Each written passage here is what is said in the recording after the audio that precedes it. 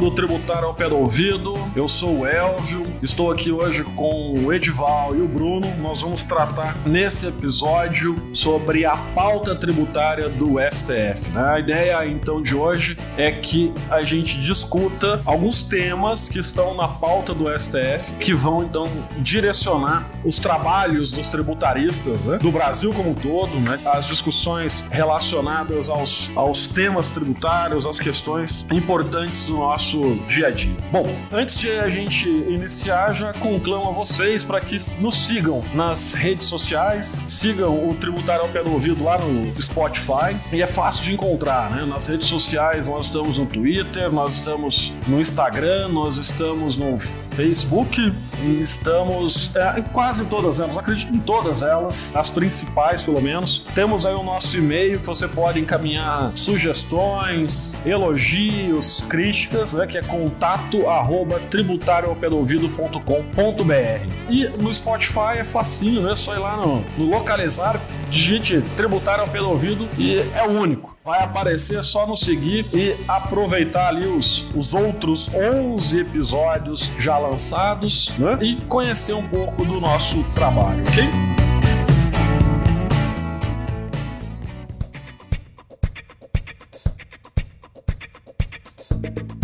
Bem, como eu disse, hoje estou com o Bruno Sacani e o Dr. Edival. O Bruno está debutando no nosso Tributário ao Pé do Ouvido, no nosso podcast. Vou logo passar a palavra para que ele possa dar as boas-vindas aos nossos ouvintes. Bruno. Olá, Elvio. Obrigado, Edival, os companheiros aqui hoje. É um prazer, uma honra estar aqui ao lado desses grandes mestres aí do direito tributário. É minha primeira vez aqui participando de um episódio. Então a responsabilidade é grande, porque os caras são fera mesmo. Não é fácil manter o nível aqui não, mas vamos tentar e vamos trazer aí para vocês essas pautas, né, que estão aí para esse ano no STF. Tem alguns assuntos bem interessantes, então eu acho que vai ser bem produtivo aí a gente discutir, trazer para vocês aí o que vai ser julgado em matéria tributária no STF. Beleza. Bom, agora, antes de iniciarmos, vou passar também a palavra pro Edival Luiz Mazari Júnior. Edival, dê o seu alô aí pra turma para que a gente possa depois começar a discussão.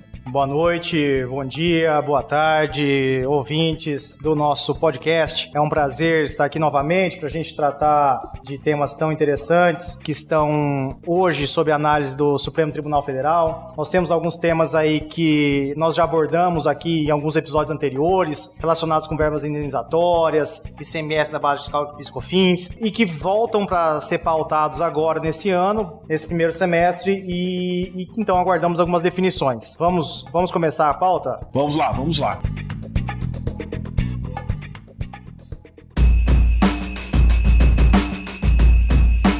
Então assim, pessoal, nós dividimos por meses, né? Então a ideia é trabalhar com os temas em cada um desses meses. Bem, mês de fevereiro nós já temos, inclusive, na data em que estamos hoje gravando o episódio, nós já tivemos o julgamento de um importante tema, né? E vamos começar por ele. A ideia, né, o primeiro tema é aquele do recurso extraordinário 759-244 e da ADIM 4735, né? Ele tratava da imunidade tributária relacionada à contribuição incidente sobre a comercialização da produção rural via trading companies, né, a partir da exportação, né, a partir das trading companies. Aí o STF garantiu aos nossos amigos contribuintes, né, vamos dizer assim, a imunidade tributária. A questão da imunidade com relação às vendas diretas não havia discussão. Toda a produção rural, quando é vendida diretamente pelo produtor, já havia um esclarecimento desde a alteração da Constituição Federal que garantiu essa imunidade, né, administrativamente e tudo mais. E aqui a discussão era só quando existente um intermediário nessa cadeia de exportação. Bem, Bruno, você quer fazer algum comentário? Vamos lá? Queria só acrescentar, Elvio, que muita gente entrou discutindo o fundo rural anteriormente e muitas vezes não se atentou para essa tese da exportação e não colocou isso no seu mandado de segurança como fundamento. E agora agora, com essa definição do Supremo, ele pode verificar se dentre aquelas vendas, ele tinha essas vendas indiretas de exportação e entrar com um novo mandado de segurança, porque não houve coisa julgada sobre essa questão. A causa de pedir agora é outra. Então, às vezes, a pessoa o contribuinte, né, tem que ficar atento a isso, que ele poderia reabrir essa discussão. Logicamente, ele vai ter que verificar na contabilidade, nas notas, se ele tem como provar que houve essa exportação indireta. Então, se ele teve contratos com as empresas adquirentes, onde consta que o produto seria destinado à exportação, ou se nas notas traz ali no CFLP, que é o Código Fiscal de Operações, se ali consta o código que se refere à exportação, né? Então tem esse probleminha da prova que tem que ser muito bem feita para que realmente ele consiga que essa contribuição seja imune em função da destinação para exportação. Inclusive quem aderiu ao PRR, né? Muitas vezes aderiu, está pagando parcelado, mas tem lá contribuição que foi paga sobre receitas decorrentes da exportação. Então, legal. De repente é uma possibilidade de se discutir novamente essa situação. Legal. Eu até indicaria nem um mandado de segurança, talvez, nesse caso, né? Abre uma possibilidade aí também, como é a decisão em repercussão geral, já para ação ordinária, né? Repetição de indébito. Até a questão do PRR é interessante porque caberia ou o próprio cancelamento do PRR, anulação dele, dependendo do volume ali que ele tem de exportação, ou a expulsão daquela parte. Ou uma revisão da consolidação ali do PRR. Levando isso em consideração, esse foi o primeiro tema, né? A gente vai seguindo e vai ser assim mesmo, tá, pessoal? Pontuações e comentários rápidos sobre os assuntos, né? Até para que o nosso episódio não fique tão extenso e que você goste do que está escutando, né? Então, vencida o primeiro ponto, a gente vai para o segundo, né? Que seria julgado ontem, mas não foi julgado, foi retirado de pauta, que é o recurso extraordinário 838-284, que trata da taxa de emissão ou para emissão de anotação da responsabilidade técnica, ART. Bruno, você quer tocar no assunto? Quer falar alguma coisinha pra gente? A questão aqui, a discussão que foi levada ao Supremo, é porque a lei, ela previu um teto máximo para cobrança dessa taxa. E o valor dela, especificamente, seria definido por decreto, de acordo com alguns critérios aí que o decreto iria estabelecer. E foi levado isso para o Supremo, e o Supremo considerou constitucional, porque a lei pode fixar o teto máximo e o decreto vira regulamentar, então, as faixas, né, de acordo com o serviço ali que vai ser prestado para a emissão da RT. A questão que eu coloco aqui seria mais em relação ao valor desse teto máximo que foi fixado, que me parece que na taxa esse valor sempre tem que estar em consonância com o custo do serviço. Você não pode fixar um valor para ser cobrado a título de taxa, a base de cálculo da taxa, dissociada do custo do serviço, que a base de cálculo justamente é a prestação de um serviço, e aí você tem aquela questão que a base de cálculo ela dimensiona o critério material da hipótese de incidência, né? Ela dimensiona a hipótese de incidência, então você não pode dissociar uma coisa da outra. E aqui não ficou claro se esse valor fixado na lei para o teto máximo a ser cobrado a título dessa taxa está ou não adequada ao custo, se guarda alguma relação com o custo. Então isso talvez possa ainda ser levado para discussão também quanto a essa hipótese que não foi julgada pelo Supremo, no meu entendimento. Tá certo, Edvaldo. Quer fazer algum comentário?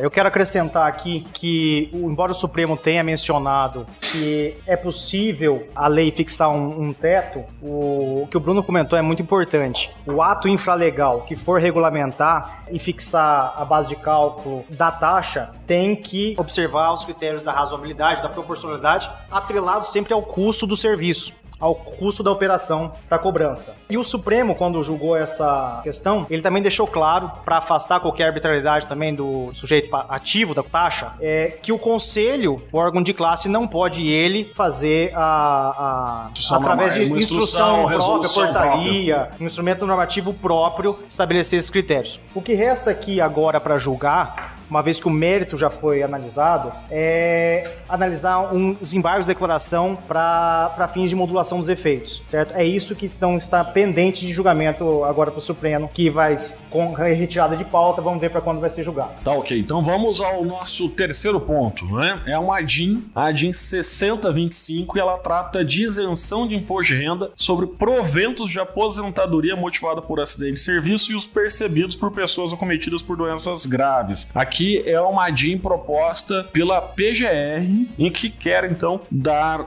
interpretação conforme ao inciso, número romano, viu, gente? Deixa eu pensar aqui. Ao inciso 14 do artigo 6º da Lei 7313 de 88. Bruno, o que você nos traz sobre esse julgado?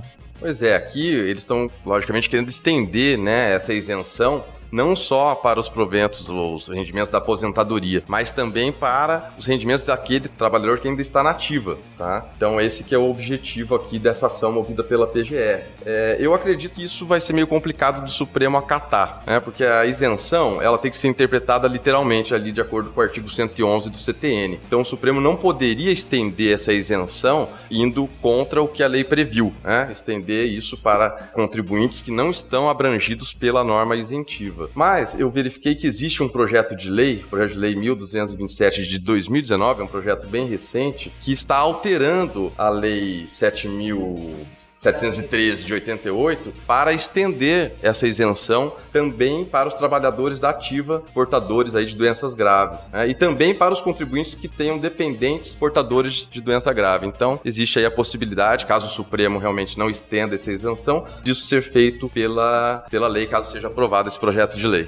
Elvio, eu queria acrescentar aqui que eu concordo tudo com o Bruno falou em relação à necessidade de uma lei específica para tratar da isenção, só que o Supremo tem dado algumas interpretações extensivas para algumas regras tributárias, de creditamento, por exemplo, usando não fundamentos jurídico-tributários para conceder benefícios ou fazer ajustes ou uma justiça fiscal, que ele possa assim entender. E esse é justamente o argumento que a PGR usa nesse caso, que é saber se essa não adoção da isenção para quem está na ativa, certo? Quem está trabalhando, ofenderia o princípio da dignidade da pessoa humana, o princípio da igualdade e os valores sociais do trabalho. Então, talvez por esse motivo, por esses fundamentos, ele possa superar as regras tributárias que exigiriam uma lei específica para regime de isenção, a interpretação restritiva para isenção, para poder, então, ampliar essa norma para quem está na ativa. Mas vamos levar em consideração o seguinte: se ele seguir o seu histórico de julgamentos, se o STF seguir o seu histórico de julgamentos, né, nessa área tributária com relação à isenção, possivelmente haveria improcedência desse julgamento, certo? Agora, se ele for um pouco mais progressista, né? Se ele quiser dar validade não só às regras tributárias, mas a alguns valores constitucionais, ele pode ser que aqui torne procedente o pedido e faça essa interpretação conforme para ampliar, estender e ampliar a isenção. Legal. Bom, vamos seguindo. Quarto julgamento. Quarto julgamento trata da predestinação dos valores arrecadados pelos tributos, ou dos tributos. É a ação civil originária 724, que trata exatamente dos valores das parcelas do Fundo de Participação dos Estados e a possibilidade de inclusão dos valores da Contribuição Social sobre o Lucro Líquido e da COFINS que foram predestinados, ou seja, que foi retirada aquela finalidade específica de financiamento do sistema de seguridade social por conta das emendas constitucionais que desvincularam as receitas da União, a famosa DRU, que ainda está vigente. Exatamente, Elvio. Essa ação aqui foi ajuizada pelo Estado do Maranhão. O que é interessante aqui é uma diferenciação e uma discussão sobre a natureza e a classificação dos tributos, certo? O foco dela passa por essa discussão da natureza dos tributos, mas o resultado e o objeto da ação é de direito financeiro, não propriamente dito de direito tributário. A discussão em sendo uma contribuição, o produto da arrecadação não é destinado ao Fundo de Participação dos Estados. Enquanto, quando o tributo tem a característica de imposto, ele entra no cálculo para o Fundo de Participação. Sim, exatamente. Então, a discussão do Estado do Maranhão uma vez existindo a técnica da DRU, da desvinculação das receitas da União, aquele produto da arrecadação de uma COFINS ou da CSLL, ele sai da sua destinação originária específica, social, exatamente, né? E entra numa conta geral para uso ilimitado e não carimbado carimbado, certo?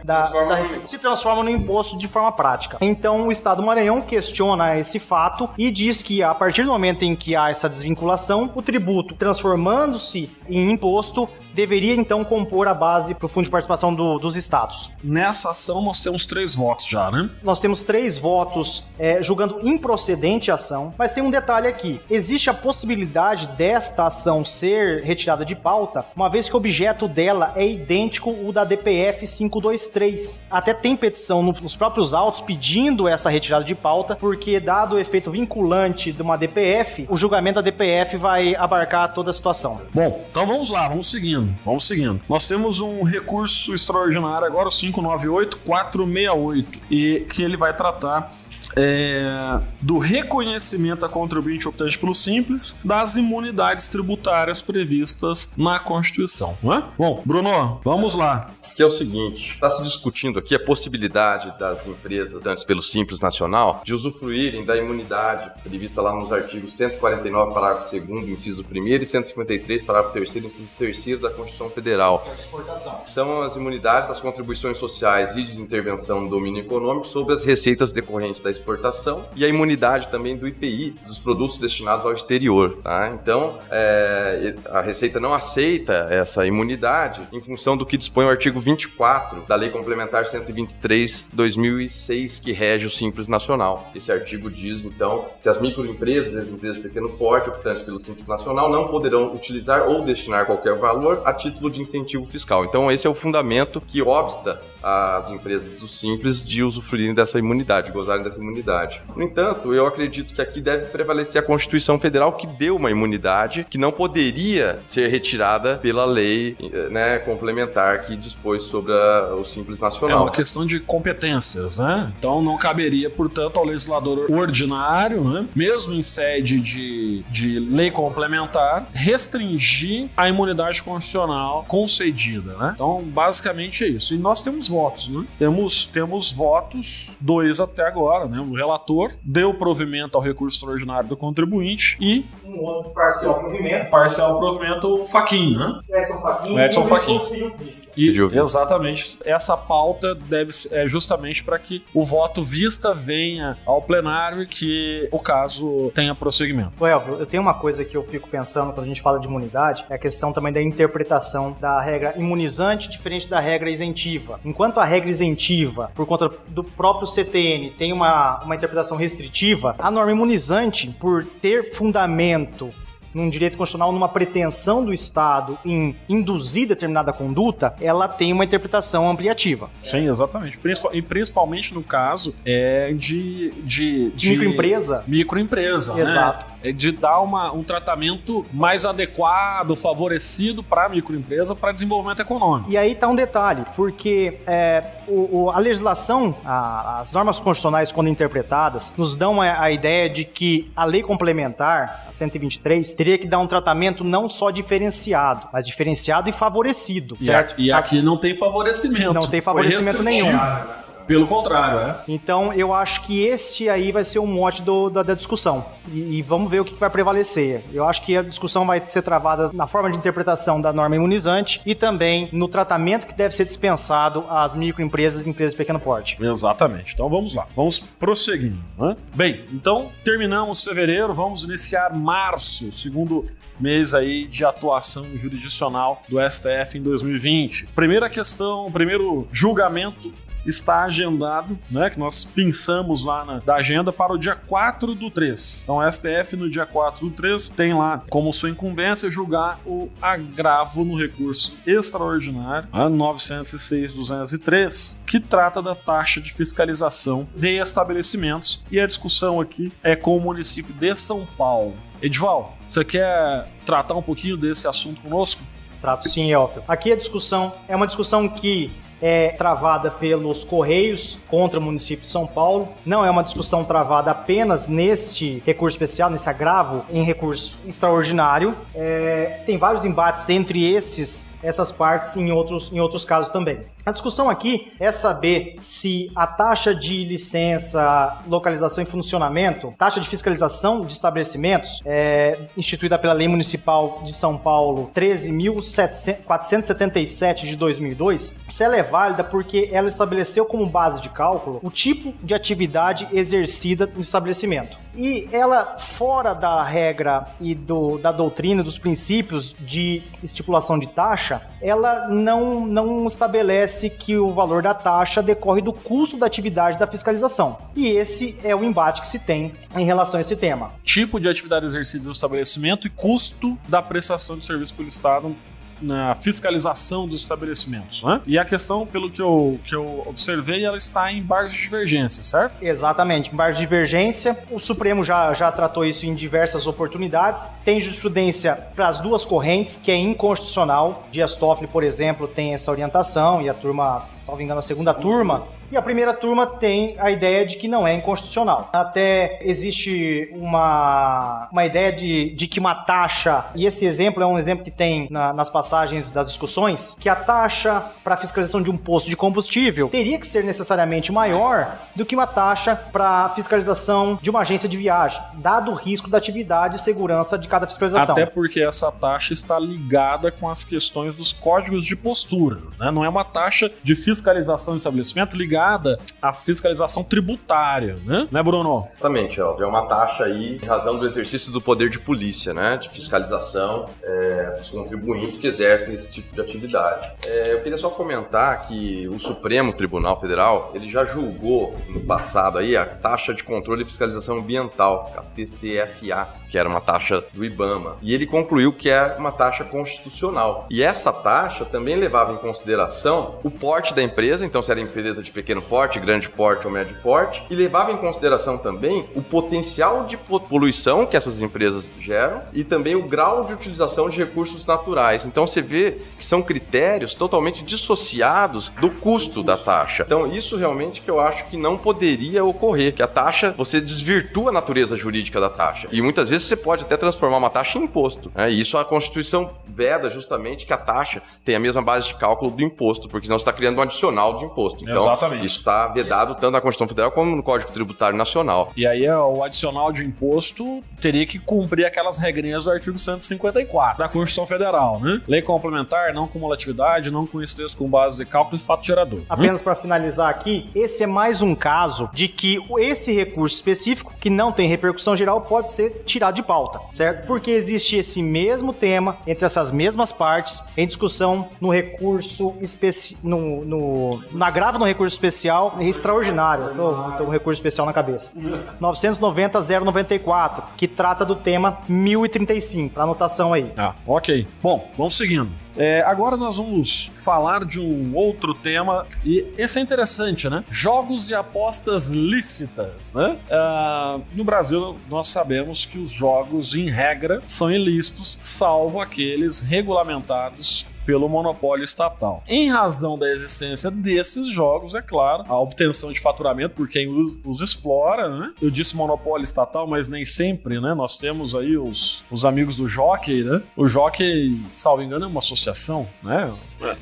Né? Então, é possível aí que algumas pessoas que com autorização governamental, né, fica melhor assim, possam explorar. E é o recurso extraordinário 634764. E a questão é a incidência ou não do imposto sobre serviços. É uma discussão aí dos municípios com os contribuintes. Bruno, pode nos trazer aí luzes sobre esse assunto? Olha, Elvio, é um assunto meio complicado aqui. Eu até estava lendo aqui o item 19, né, onde está o item 19 da lista de serviços do ISS, lá da Lei Complementar 116/2003, e ele fala assim: serviços de distribuição e venda de bilhetes e demais produtos de loteria, bingos, cartões, pools ou cupons de apostas, sorteios, prêmios, inclusive os decorrentes de títulos de capitalização e congêneres. Aí eu falei, mas o que é esse diabo desse pools? Eu quero esse pools. Eu falei, vou dar uma olhada aqui nesse pools, né? Todo mundo pulando aqui, mas o pools é justamente aí o que você estava falando, né? A corrida de cavalo. Então é o pools. Eu não conhecia esse termo. Não sei se os nossos ouvintes aí sabem aí ou agora estão sabendo que o pools... Algum apreciador do jockey, né? Algum associado do jockey, né? Apostador aí em corrida de cavalo deve com certeza conhecer. Então a discussão é justamente essa. Primeiro, se é constitucional ou não a incidência sobre essas atividades, o que me parece que é, porque porque está previsto na lista de serviços, tem um item próprio ali, onde prevê a incidência, né, na Lei Complementar 116. E a segunda questão é sobre a base de cálculo. Sobre qual base o ISS vai incidir? Quer dizer, vai incidir sobre o valor total da aposta, sobre o valor da entrada que se cobra para a pessoa ir lá poder apostar, inclusive, né? Então criou-se aí uma certa divergência com relação a essa questão, porque muitas vezes, por exemplo, a pessoa pode comprar a entrada para ver o espetáculo e não apostar. Aí existe lá o item 12.10 da lista que já prevê a incidência do ISS nessa situação. Então já seria uma incidência sobre a entrada e depois teria uma outra incidência então sobre a aposta, mas aí você vai incidir sobre o total do valor da aposta ou você teria que verificar qual é o valor do serviço prestado, já que nós estamos falando do ISS, que é Imposto sobre o Serviço. Aí a gente vem naquela questão que a base de cálculo tem que guardar correlação, né, com o critério material de hipótese de incidência. Então, se é a prestação de serviço, tem que saber qual é o custo, né, a base de cálculo seria o preço do serviço. E aí eu vejo uma certa dificuldade em se apurar esse preço do serviço, né? Vamos ver o que o STF vai definir aí. Aqui a grande questão, uma pergunta que me faço. Qual é o serviço na aposta? Para você considerar que o valor da aposta é a base de cálculo. Uma aposta de R$1.000 tem um serviço diferente de uma aposta de R$10.000? Na minha visão, não. O serviço é o mesmo. Parece que o serviço é o mesmo. Talvez do processamento da aposta, ali que vai cobrar um valor único, específico. Exatamente. Por isso, me parece que foge um pouco do critério para confirmar a base de cálculo do ISS a essa estipulação da base de cálculo ser o valor da aposta. Parece que foge um pouquinho. A Procuradoria-Geral disse que era válida a estipulação do valor da aposta, né? No seu parecer. Mas olha a dificuldade, né? Como que você vai saber qual que é o valor do serviço ali, só o serviço? Então, me parece um pouco complicado você apurar essa base de cálculo para dissociar o valor total da aposta, qual o valor daquela aposta que está pagando, que seria só do serviço, né? Talvez aí um resgate, por exemplo, vou chutar, viu?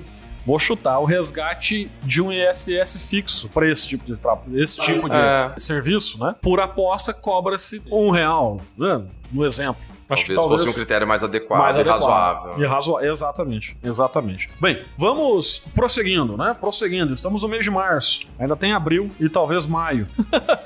E junho, né? Primeiro semestre, viu, pessoal? A gente vai ficar aqui horas e horas falando do ano todo. E a gente não quer isso. Bem, a DIN 3952, registro especial das empresas tabagistas e a possibilidade de cancelamento desse registro especial, né? É uma sanção política, não é? Edival, e daí? O que você nos diz? A discussão aqui é exatamente essa, Elvio. O mote da controvérsia é a situação da sanção política em virtude do cancelamento da inscrição do registro especial. Por quê? O Decreto-Lei 1593 de 77, ele estabelece que para fabricar cigarros só pode ser exercido para quem tenha um registro especial perante a Secretaria da Fazenda Federal, Secretaria da Receita Federal do Brasil. Com a Lei 9.822, esse registro especial que dá o direito de praticar atividade de fabricação de cigarro pode ser cancelada quando ocorrer, entre outras hipóteses, o não cumprimento de obrigação tributária principal ou acessória. E a lei também estabelecia algumas questões de procedimento para isso. Então a discussão que se trava é saber se esse cancelamento constitui sanção política ou não constitui sanção política, porque não é um simples registro especial que você está expurgando da pessoa, você está excluindo ela de exercer a própria atividade para a qual ela foi constituída. É um caso que nós já temos 9 votos aqui no Supremo e o que prevaleceu é a interpretação de que é possível sim o cancelamento do registro especial, mas ele vai depender de uma análise de razoabilidade e proporcionalidade em relação ao montante dos tributos ou da obrigação tributária principal não quitados, do atendimento do devido processo legal para aferição da exigibilidade dessas obrigações tributárias e do cumprimento de um devido processo legal para aplicação da sanção, que é o cancelamento do registro especial. Ou seja, me parece que o que o Supremo disse é válido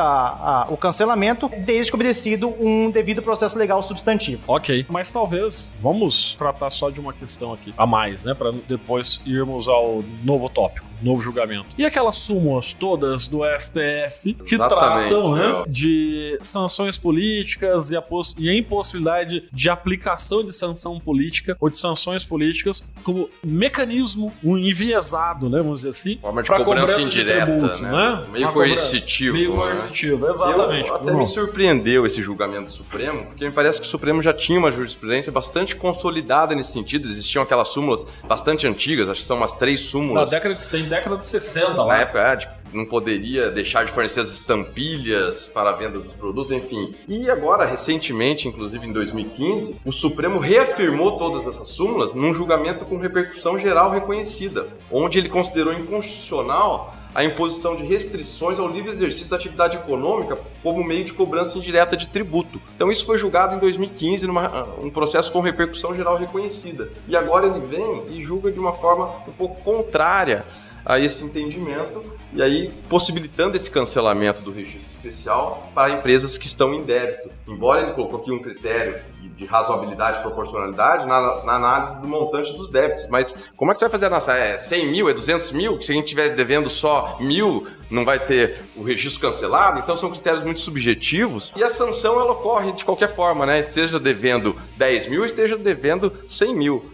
Então isso afronta realmente, essa decisão afronta, no meu entendimento, a ordem econômica e a garantia do livre exercício de qualquer atividade econômica prevista lá no artigo 170 da Constituição. Mas foi a decisão que o Supremo deu, já teve a maioria. O Marco Aurélio, inclusive, foi vencido, normalmente ele sai vencido, né, em muitos julgamentos, e nesse aqui ele foi vencido também.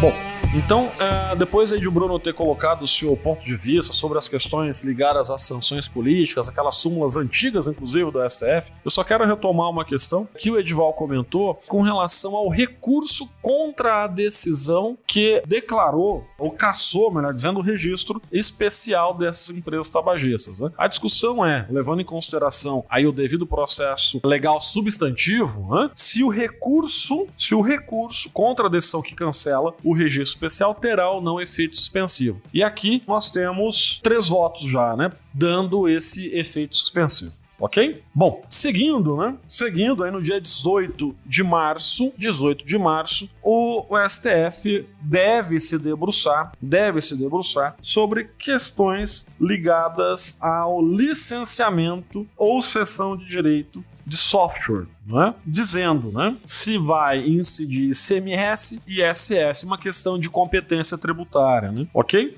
Vamos aproveitar e vamos juntar as questões, porque também tem nesse mesmo dia a discussão da incidência de ICMS ou ISS nas vendas feitas pelas farmácias de manipulação, né? Me parece que as questões são afins. Vamos tratar desses 2 julgamentos em conjunto.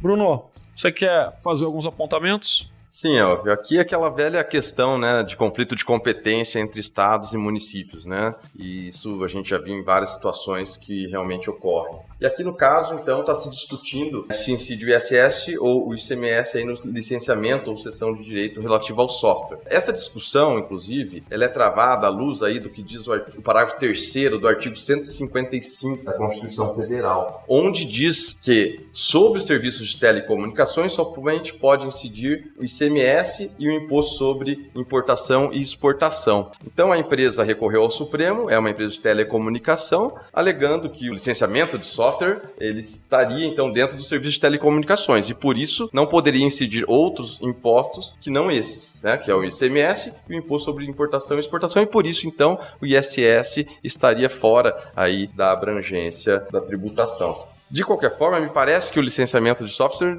não estaria aí abrangido pelos serviços de telecomunicações, né? Me parece que ele é um outro tipo de serviço específico e com previsão específica na lista de serviços. Está lá no item 1.05, que fala justamente do licenciamento ou cessão de direito de uso de programas de computação. Então, me parece realmente que essa tese está um pouco aí fora do que diz aí a legislação. Deixa eu só fazer um apontamento. A gente falou lista de serviços, já é a segunda vez que a gente fala, mas a gente não falou a lei. Lei Complementar 116/2003. Exatamente. Então, a lei complementar que trata do ISS, né? A lei complementar aí, número 116 de 2013. deles, né? Então a lista de serviços vem lá anexa. Então toda vez que a gente falar de lista de serviços, a gente vai remeter, ou entendam os ouvintes, né, aqueles que ainda não estão muito afeitos ao direito tributário, né, que é essa Lei Complementar 116 de 2003. Inclusive, tá? essa lista normalmente está também em todos os códigos tributários municipais, nas legislações municipais dos municípios, né? Eles repetem a pura e mesma simplesmente. lista.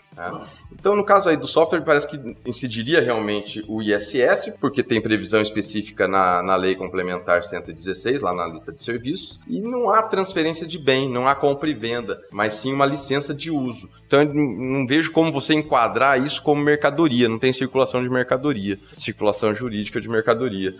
Então, se você for pegar o artigo 1º, parágrafo 2º da Lei Complementar 116, lá ele diz que, estando previsto na lista de serviços, não incide o ICMS. Então, me parece que aí, realmente, a incidência seria do ISS. Os municípios devem levar essa, talvez. Eu acredito que sim. E aí é mais ou menos, você colocou aí que vai ser julgado nesse mesmo dia, a questão da farmácias de manipulação. Me parece que também, da mesma forma, a lista anexa aí da Lei 116, a lista de serviços, prevê também os serviços farmacêuticos expressamente na lista. Então, da mesma forma, incidiria o ISS, porque o parágrafo 2º do artigo 1º da Lei 116 diz que incide o ISS ainda que a sua prestação envolva fornecimento de mercadorias. Então, ainda que na farmácia de manipulação você tenha efetivamente uma mercadoria que vai ser entregue ao comprador, ao cliente, ele está previsto na lista, por isso afastaria a incidência do ICMS. Edival, uma coisa? Em relação à farmácia de manipulação, me veio à mente aqui aquela antiga discussão de software de prateleira e software feito sob encomenda. Encomenda, isso. Me parece que o serviço da farmácia de manipulação é próprio de um serviço por encomenda, de uma receita específica que a farmácia tem que fazer toda a manipulação dos sais, dos produtos químicos. Como todo, né? E entregar um produto decorrente da preponderância de uma atividade, de uma obrigação de fazer, certo? Eu acho que um pouco daquele viés da preponderância da atividade, da obrigação de fazer e da obrigação de dar, remete à solução desse caso também. Ok. Bom, então, dito isso, fechados os dois temas do dia 18 de março, a gente vai para abril. E em abril, nós temos casos interessantes logo no seu dia 1º. No dia 1º, pelo menos na pauta, nós temos 1, 2, 3, 4, 5, 6, 7, 8 temas. 8 temas de direito tributário. É o dia do direito tributário, né? Logo no dia 1º de abril, conhecido como dia da mentira, né? E tem um aí que tem chamado muita atenção do público do direito tributário há muito tempo, né? Mas nós vamos primeiro falar de outros para depois tocarmos no assunto do tema 69. Bom, vamos falar um pouquinho de outras questões. Bem, a primeira delas é o recurso especial 460-320, que trata, eu disse, exatamente, especial não, perdoe-me, recurso extraordinário 460-320, que trata do imposto de renda retido na fonte e a discriminação existente entre sócio nacional e estrangeiro. Esse aqui eu anotei, já o 11º ponto que nós estamos tratando, né, o 11º julgamento que está na pauta do STF, e anotei aqui para o Edival falar alguns apontamentos para os nossos ouvintes. Edival, manda ver. Elvio, esse é um recurso específico, é um recurso decorrente de uma ação proposta pela Volvo do Brasil, em que ela discute o descabimento da obrigação de fazer a retenção do imposto de renda na fonte quando faz a distribuição de dividendos para a entidade domiciliada na Suécia. O tema levantado para debate aqui é o princípio da igualdade tributária, sob o argumento de que não se poderia tributar de maneira diferente quem se encontra dentro do território nacional, Brasil, e quem se encontra fora, sendo ambos sócios e recebendo dividendos. É um caso que foi julgado no STJ, dando ganho de causa à Volvo, e no STF, se não me engano, já tem um voto favorável do relator, dando ganho de causa para a União, sob o aspecto de que a norma não faz uma distinção em relação à qualidade da pessoa que recebe, e sim faz uma distinção da qualidade de onde ela se localiza. Então, para aqueles que se encontram residentes no Brasil, sendo brasileiros, sendo nacionais, não se tributa imposto de renda na fonte, quando da distribuição de lucros. E o mesmo seria para quem é um estrangeiro domiciliado domiciliado no Brasil, na mesma circunstância também não faria essa retenção. Então, por esse critério, que não é sob o viés do princípio da igualdade, mas sim sobre a localidade do beneficiário do rendimento, é que se deveria tributar então. Ok. Bom, vamos seguindo. A gente já tem agora uma questão relacionada às empresas prestadoras de serviço, a majoração da alíquota de PIS e COFINS, né, para a sistemática da não cumulatividade. Algumas questões que já estão há algum tempo de discussão lá no STF, né, e que eu anotei aqui para que o Bruno tratasse conosco essas questões. Bruno, vamos lá. Bom, a não cumulatividade veio aí, né, com as leis 10.637 com relação ao PIS e a 10.833 de 2003 com relação a COFINS. Esse primeiro julgamento aqui ele diz só com relação ao PIS, mas acabou também envolvendo a COFINS porque o fundamento é o mesmo. Então o que as empresas alegam? Que sendo empresas optantes pelo lucro real, obrigatoriamente elas têm que se sujeitar ao PIS/COFINS não cumulativo. E no PIS/COFINS não cumulativo houve um aumento muito grande das alíquotas, né? Então no sistema cumulativo, só para dar uma explicação rápida, é aquele que não permite créditos. Então se recolhe aquelas alíquotas sobre o valor total lá da sua receita, sem direito a compensar qualquer tipo de crédito. Não, em regra, a alíquota menor. Isso, né? A alíquota do PIS é 0,65 e da COFINS 3%. São alíquotas bem mais baixas. Quando veio a não cumulatividade, ela permitiu uma série de créditos a serem tomados pelo contribuinte que estão especificados nas respectivas leis. Só que, ao mesmo tempo, o governo não é tão bonzinho assim, né? Só daria crédito? Não, ele aumentou a alíquota. Então, a alíquota do PIS de 0,65 foi para 1,65. E a da COFINS de 3 foi para 7,65. 7,6. 7,6. Então, foi um aumento bastante grande, realmente. E essas empresas que estão no lucro real, elas obrigatoriamente têm que se sujeitar à não cumulatividade. E as empresas prestadoras de serviços, elas não conseguem tomar muitos créditos, porque os créditos incidem, os maiores créditos, sobre os insumos e as mercadorias adquiridas para revenda, o que não acontece com os prestadores de serviços, que não podem se compensar, se creditar, por exemplo, sobre a folha de pagamento, a despesa de folha, que é uma maior, né? Seria a maior delas. Então elas alegam que houve uma elevação desproporcional da alíquota sem atingir a não cumulatividade, que a previsão constitucional seria de instituir uma não cumulatividade. A não cumulatividade pressupõe tomada de créditos, e elas, nesse caso, ficaram prejudicadas pela inexistência de créditos suficientes para minimizar esse aumento da alíquota. Esse foi um dos fundamentos. O outro fundamento que foi utilizado também é com relação à questão de que essas leis da não cumulatividade foram veiculadas por meio de medidas provisórias.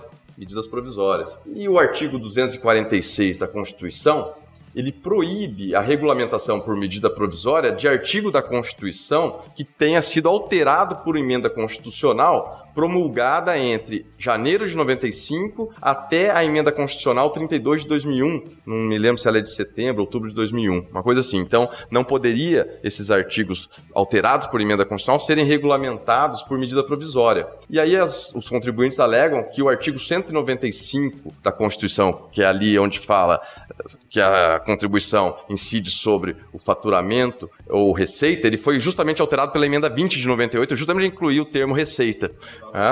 E aí eles argumentam o seguinte: bom, se foi alterado esse artigo pela emenda de 98, emenda constitucional de 1998, não poderia, então, a contribuição ao PIS/COFINS não cumulativo ser regulamentado por medida provisória, porque estaria dentro do período ali que a Constituição vedou esse tipo de regulamentação. O Dias Toffoli, que foi o relator, ele entendeu pela constitucionalidade, tá, dessas leis aí da não cumulatividade, argumentando que essas MPs, as medidas provisórias, na verdade, elas não regulamentaram uma emenda constitucional específica, mas instituíram uma nova disciplina tributária envolvendo contribuições que já eram cobradas anteriormente. E mais, ele acrescentou ainda que essas contribuições não cumulativas, elas têm fundamento de validade no parágrafo 12 do artigo 195.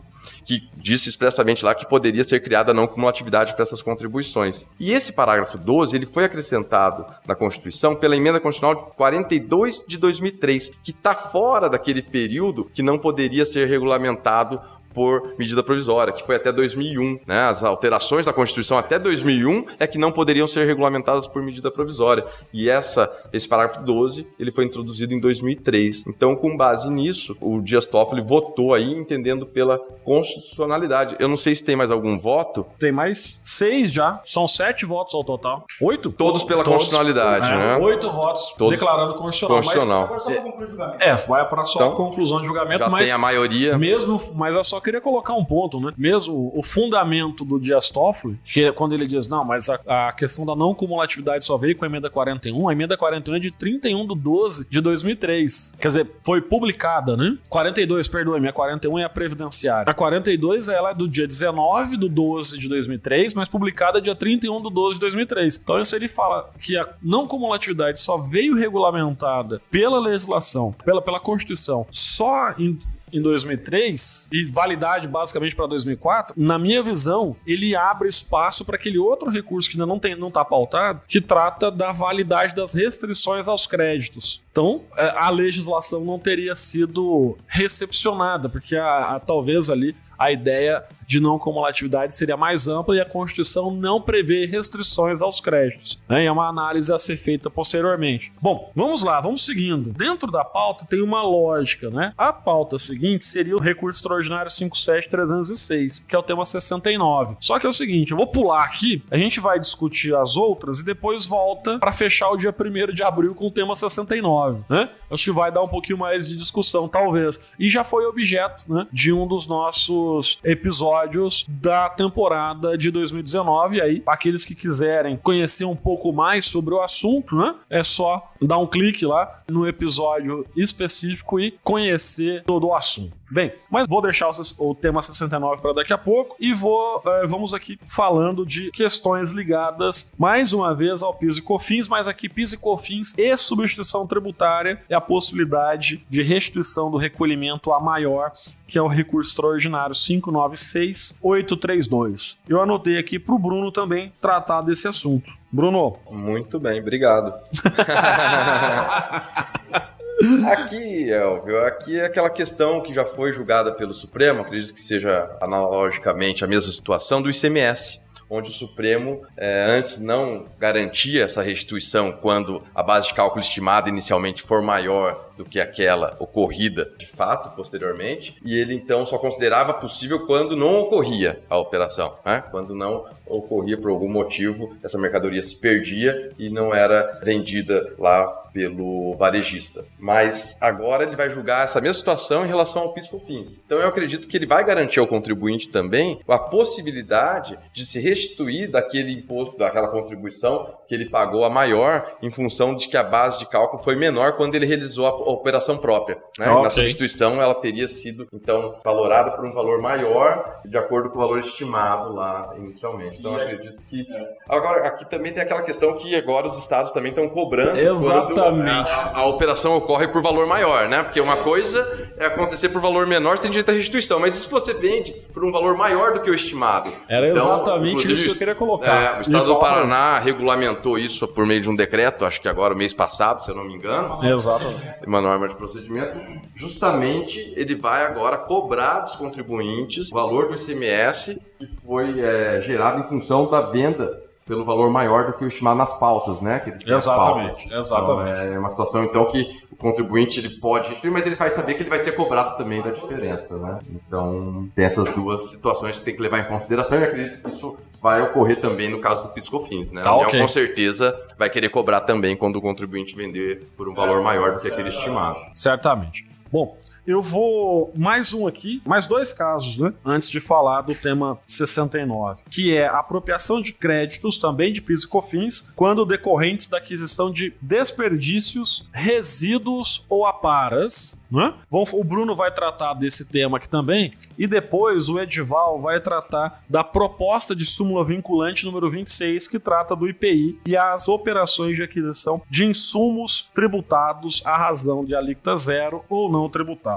Bruno, fala um pouquinho pra gente dessa questão da apropriação dos créditos aí de PIS e COFINS nessa situação específica da aquisição de desperdícios, resíduos e aparas. São resíduos, né? Normalmente empresas de reciclagem compram esses resíduos para para fazer reciclagem, e a Receita entende que nesse caso, a Receita não, existe uma lei, né? O artigo 47 da Lei 11.196 de 2005 vedou o crédito sobre essas mercadorias que são adquiridas como insumo. Então, normalmente os insumos geram crédito, mas nesse caso houve essa vedação, e a justificativa para essa vedação é de que não há incidência de PIS e COFINS na venda desses insumos. Então, como não há incidência, a lei colocou que também não pode haver o crédito sobre esses insumos, vedando aí o crédito. Então, essa é a discussão que está lá no Supremo agora para ser dirimida. Agora, me parece que, na verdade, o crédito aqui, ele é um pouco diferente daqueles créditos que são imposto contra imposto, como é no ICMS. O crédito aqui, ele é de acordo com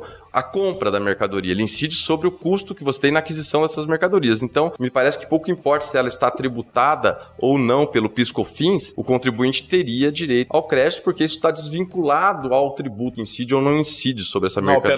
Na operação anterior. E existe ali também uma justificativa do contribuinte de que haveria uma violação ao princípio da isonomia, porque em relação aos insumos novos produzidos pelas indústrias, você tem direito ao crédito, e esses que são resíduos, você não teria direito ao crédito. Então, tem mais esse argumento aí também que está sendo discutido. Bem, depois que o Bruno tratou então do recurso extraordinário 607/109, eu vou passar a palavra para o Edival, que ele vai tratar da proposta de súmula vinculante número 26, que discute, né, ou vai pacificar ali o entendimento do STF de uma questão que ele já discutiu muito na década passada, né, que é a possibilidade de creditamento de IPI nas operações realizadas pelas indústrias nas aquisições de insumos tributados à alíquota zero ou não tributado. Edival, manda ver. Exatamente, Elvio. A pretensão do Supremo agora, através dessa proposta de súmula vinculante, é materializar a orientação de que não é possível se creditar do IPI decorrente das aquisições de insumos tributados à alíquota zero, não tributados ou tributados sob regime de isenção. Eu queria tratar em relação a isso, só quero mencionar que esse tema, que agora o Supremo pretende materializar, já foi objeto de várias reviravoltas dentro da Corte. Há muitos anos atrás, o Supremo decidiu, quando da aquisição de insumos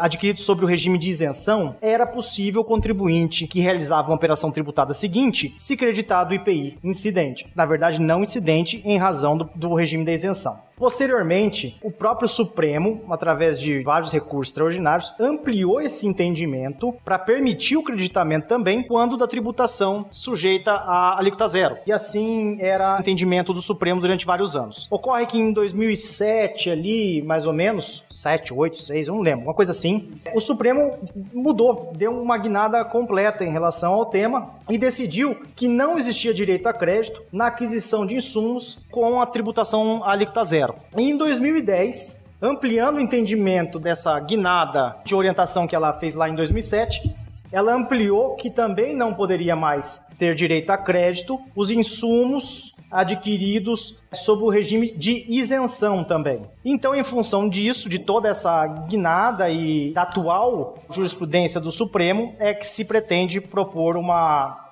súmula vinculante. O que eu quero fazer uma ressalva aqui, que eu acho importante, que deveria constar na súmula, até para evitar prejuízo aos jurisdicionados, prejuízo de interpretação das cortes, dos juízos singulares e até dos tribunais, por exemplo, o Supremo ele poderia ressalvar, quando ele fosse editar essa súmula vinculante, a hipótese do direito que ele mesmo reconheceu, posterior a esses julgamentos, de que aqueles que adquirem insumos isentos, não tributados ou sujeitos à alíquota zero provenientes da Zona Franca de Manaus, têm direito de ser creditado IPI quando realizarem uma operação tributada seguinte. Então, ao não fazer essa ressalva no próprio verbete, isso pode gerar problema, isso pode gerar mais controvérsia e isso pode ser levado ao Supremo. Então, acho que aí é um ponto que eu queria ponderar aqui, até porque os fundamentos que o Supremo se valeu para dizer que não podia se creditar e que sustentam a súmula vinculante que ele propõe,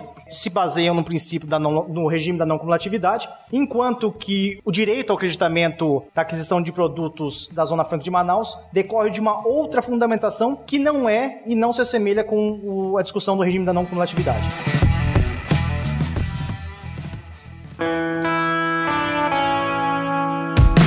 Dito isso, gente pode, então, voltar ali para o nosso querido tema 69 de repercussão geral. É o recurso extraordinário 574.706. Na verdade, aqui é o julgamento de embargos, né? A verificação da possibilidade de modulação dos efeitos, porque a tese principal, né, de que não cabe a incidência, ou melhor dizendo, né, o ICMS não se inclui na base de cálculo de PIS e COFINS, isso já foi definido, não é? Edival, Bruno, quem quer começar aí e tratar um pouquinho desse tema? Esse tema é de um grande interesse aí, né? Tá todo mundo de olho faz tempo e o Supremo tá difícil, né, de julgar. Já foi pautado. Outras vezes, né? Pulou, não tiraram de pauta. Vamos ver se agora vai. Se define para dar uma segurança jurídica, né? Porque ninguém sabe ainda qual é o ICMS que vai ser excluído da base de cálculo. Se é aquele destacado na nota ou se é o efetivamente recolhido. Vamos dizer assim, né? Ninguém sabe, vírgula. Para a Receita Federal, ela sabe, né?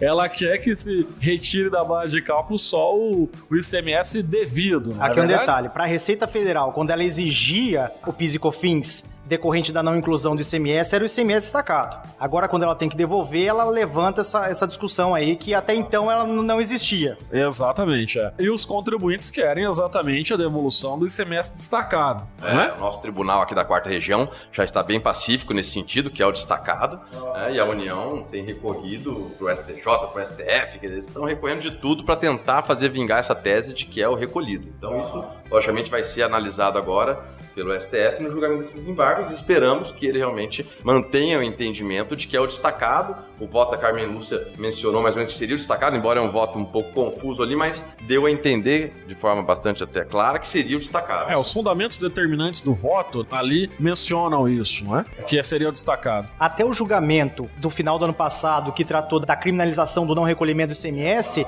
partiu de fundamentos analisados, levam você a concluir que o Supremo Tribunal Federal entende que o ICMS que tem que ser retirado é o destacado. Exatamente. É bem lembrado, Edival. Aquele julgamento do dia finalzinho de dezembro, última sessão de dezembro, foi baseado, inclusive, nessa decisão do tema 69, né?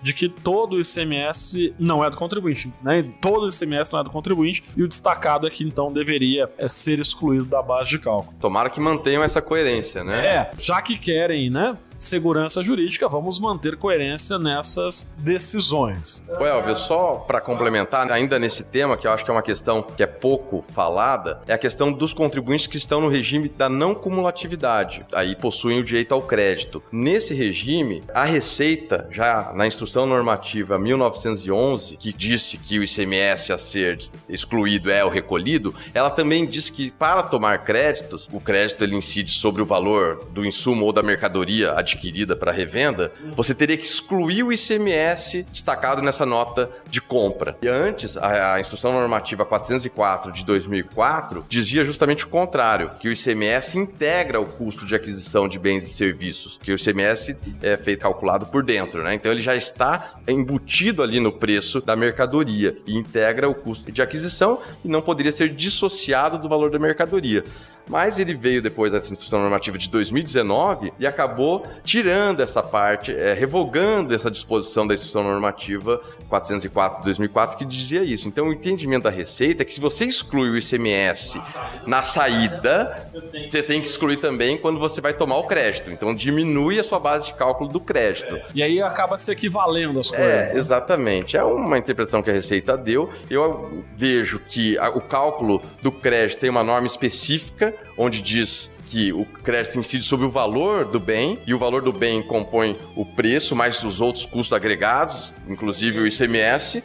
Então, eu acredito que são normas distintas, não haveria como você fazer essa vinculação. Mas é uma discussão que isso com certeza vai gerar. Essas empresas que estão no regime não cumulativo, a hora que excluírem isso e compensarem os valores, muito provavelmente vão ter problema com a Receita, porque ela vai querer cobrar o valor do crédito que teria sido tomado a maior e vai dar uma outra discussão. A União vem contestando nos processos agora esse tipo de situação. Eu não vi ainda decisões judiciais, não sei se já tem alguma decisão de tribunal sobre essa circunstância, mas com certeza isso vai acabar chegando nos tribunais também, e é uma questão importante porque vai também diminuir aí, vai impactar na quantidade de crédito. Eu quero só fazer um acréscimo aqui ao Bruno. Também acho que um dos maiores problemas para quem no regime não cumulativo é esse, da exclusão do ICMS também no crédito, na entrada. E aqui eu faço só duas ponderações bem rápidas. Primeiro, embora a União ela venha trazendo alegações de omissões, obscuridades nos embargos, a maior pretensão dela ali é obter a modulação dos efeitos da decisão do Supremo. Até nesse ponto eu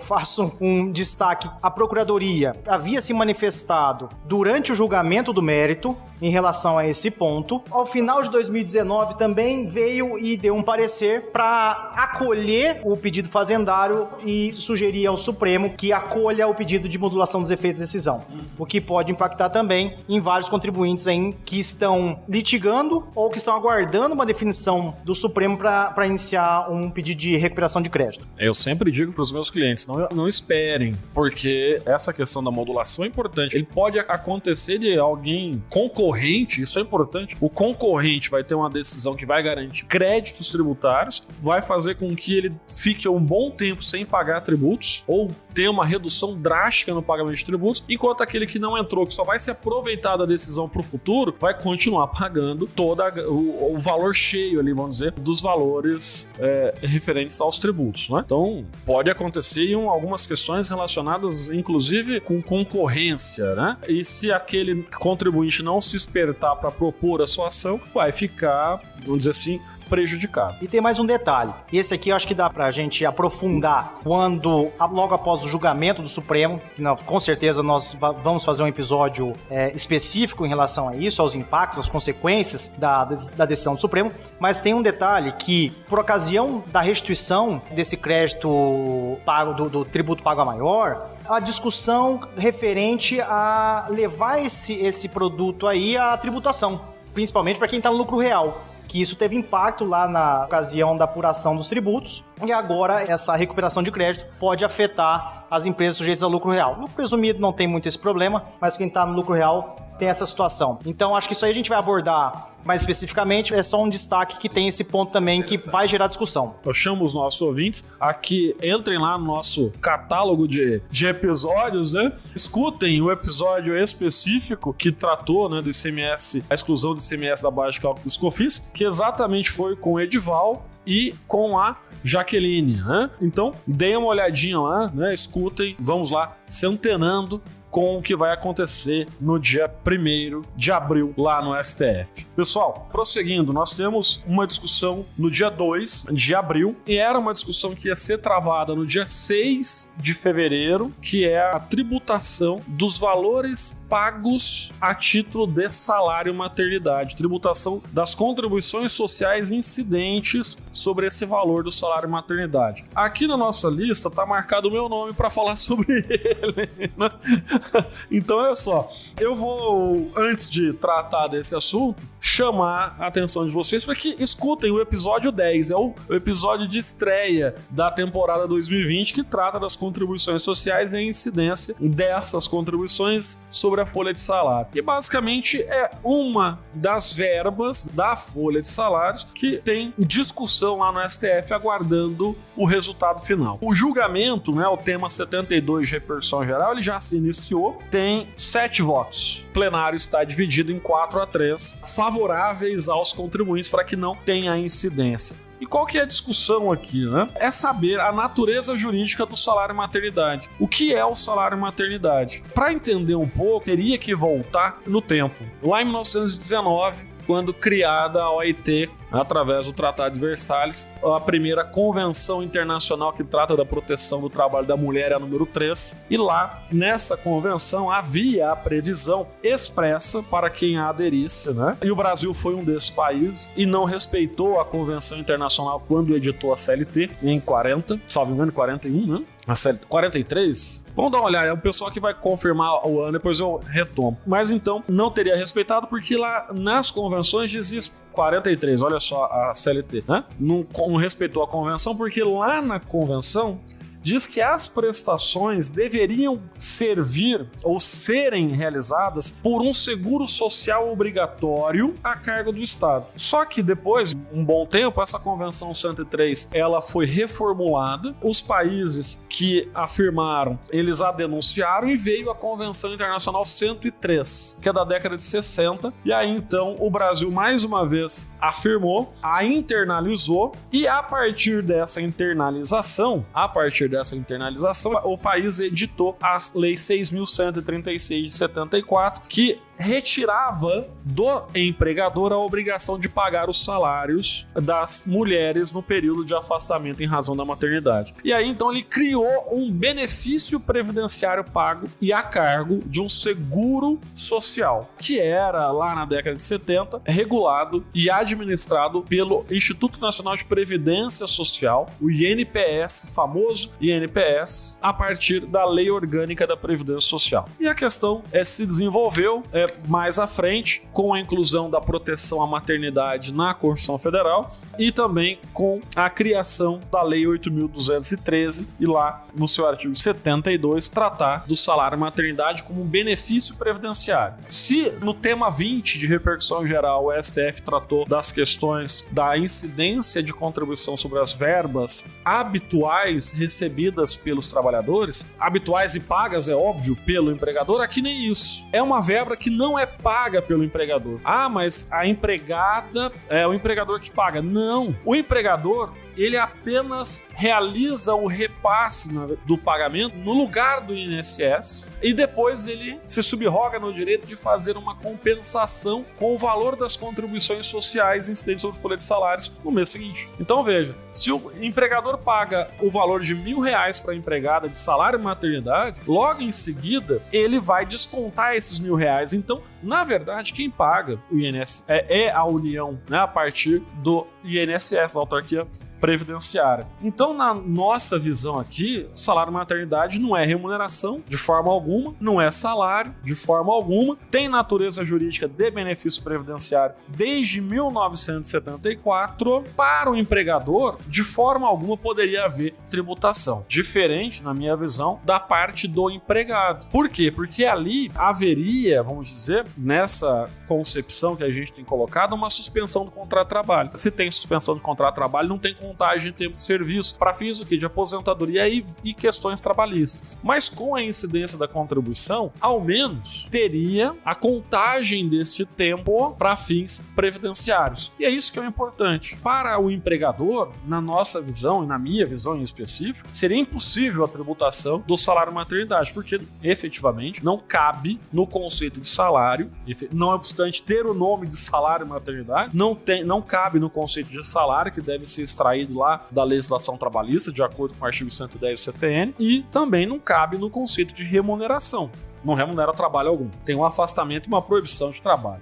Por ser benefício previdenciário, então não caberia. O STF tem seguido com essa interpretação, inclusive tomando como base a questão da proteção à maternidade e proteção à mulher. E para fechar, aqui é uma interpretação de certa forma não progressista. O Edival colocou aqui, falou fora do microfone, né, que seria uma interpretação progressista, proteção à mulher, uma proteção de um direito social. Na verdade, na minha visão, nem isso, porque atender realmente a regra de competência autorizada lá no artigo 195, inciso 1, a linha A. Não é salário, é benefício previdenciário. Não é remuneração, é benefício previdenciário. Então, não se encaixaria na regra de competência autorizada ao legislador ordinário para a criação da contribuição. Mas aqui ainda há uma outra questão importante que eu sempre levo nos meus debates, que é o respeito a uma convenção internacional que tem natureza, na minha visão jurídica, de tratado. Se é um tratado internacional no âmbito da Organização Internacional do Trabalho que leva o nome de convenção. E o Brasil é signatário dela. E nesse caso, como é uma convenção da década de 60, ela não tem aquela possibilidade de ser caracterizada como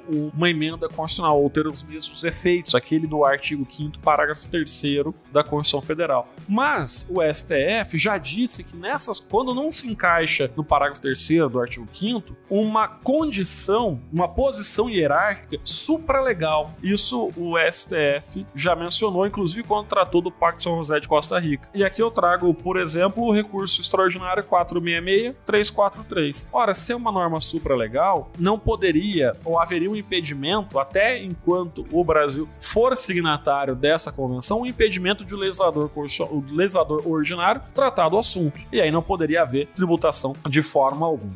E a questão está nesse pé, aguardando julgamento, e a gente espera, portanto, que no dia 2 haja aí um resultado final. A gente tem um resultado final dessa questão que é de suma importância para o empresariado e, na minha visão, também para a garantia de um direito às mulheres e um direito à não discriminação. Isso que é importante, um direito à não discriminação, certo? Alguém quer fazer algum posicionamento? Bruno? Depois dessa explanação, não temos nada a falar, né, Edival? Excelente. Dia 15/4, a gente pensou aqui alguns outros assuntos a ser tratado lá no STF. Tem IPVA e local do recolhimento, importante. Marquei aqui pro Bruno, o Bruno vai falar um pouquinho. Também disse, e marquei aqui pro Bruno, a questão do ICMS e substituição tributária nas operações interestaduais, que é o tema 456 de repercussão geral. E marquei aqui pro Edival, questão relacionada às assinaturas básicas mensais e as tarifas de comunicação e incidência do ICMS. Vamos falar de PVA primeiro, né, Bruno? Nos diga aí o que o STF vai julgar no recurso extraordinário 1.016.605. Aqui está em discussão a possibilidade do contribuinte recolher o IPVA em favor do estado onde o veículo encontra-se registrado e licenciado, e não no estado em que o contribuinte mantém sua sede ou domicílio tributário. Muitas vezes é comum, estados que têm alíquotas muito altas de IPVA, a pessoa que mora naquele estado, ela simplesmente licencia o veículo num outro estado para pagar menos IPVA. Então agora está em discussão se realmente ela pode pagar esse IPVA no estado onde o veículo foi licenciado ou se ela tem que pagar onde ela reside. Nesse caso, não há uma lei complementar para dirimir esse conflito de competência. Então a coisa vai de acordo com a interpretação que os ministros estão dando lá. E por enquanto, né, esse caso ainda não foi terminado o julgamento, vai se continuar aí agora, né, em abril, 15 de abril. O ministro Marco Aurélio, ele entendeu que o IPVA deve ser pago para o estado onde o veículo foi licenciado. E o argumento dele é que o artigo 158 da Constituição prevê que pertence aos municípios 50% do valor do IPVA arrecadado pelos estados em relação aos veículos licenciados em seus territórios. Então ele partiu de uma presunção de que se o veículo foi licenciado naquele estado, ele vai circular naquele estado e, logicamente, esse veículo gera danos às vias públicas e, por isso, então, o município recebe 50% desse valor para poder cuidar das vias públicas. Esse foi o fundamento do Marco Aurélio, no que ele foi acompanhado por mais 4 ministros. Ocorre que o ministro Alexandre de Moraes abriu a divergência e votou de forma contrária. Então, o ministro Alexandre de Moraes, ele entende que o IPVA tem que ser pago no local onde está domiciliado o contribuinte e não no estado onde o veículo tenha sido licenciado. O argumento dele é de que o Código Brasileiro de Trânsito não permite que o veículo seja licenciado fora do domicílio do proprietário.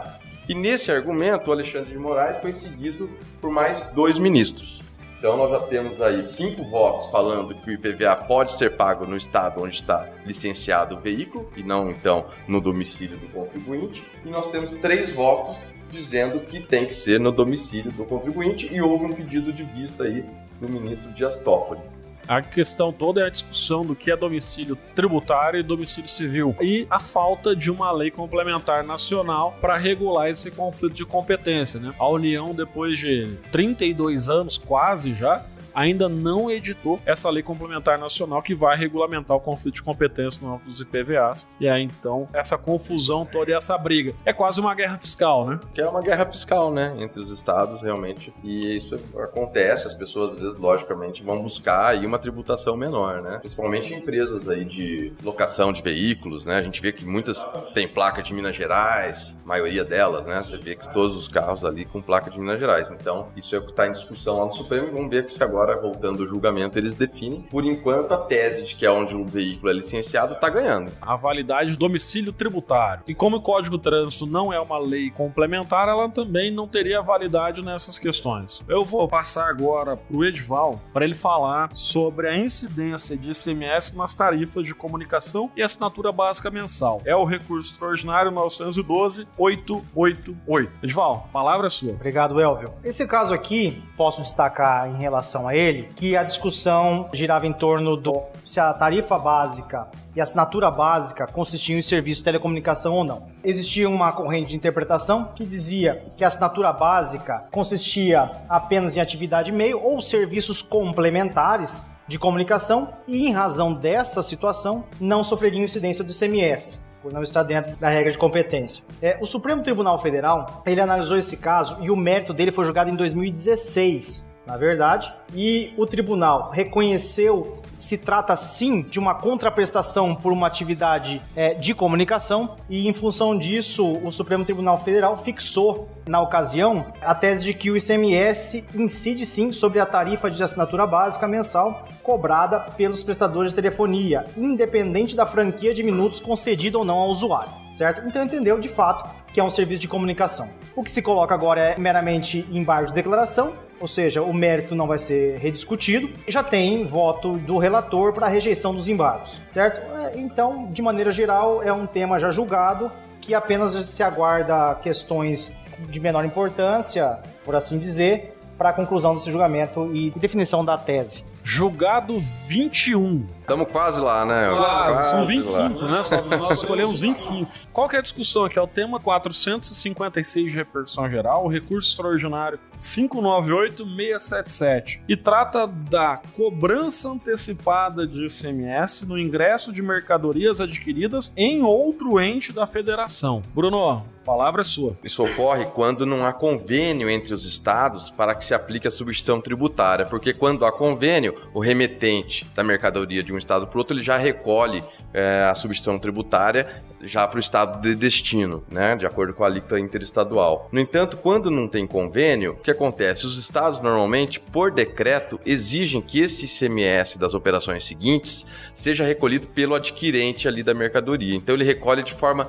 antecipada esse ICMS. Isso está sendo julgado no STF com base no princípio da legalidade tributária, de que o decreto não poderia impor essa obrigação. Por enquanto, temos 2 votos, Dias Toffoli e Roberto Barroso, que entenderam pela inconstitucionalidade dessa cobrança antecipada ser feita assim por meio de decreto. Então, por enquanto, nós temos aí esses 2 votos aí, então, favoráveis aos contribuintes. Exatamente.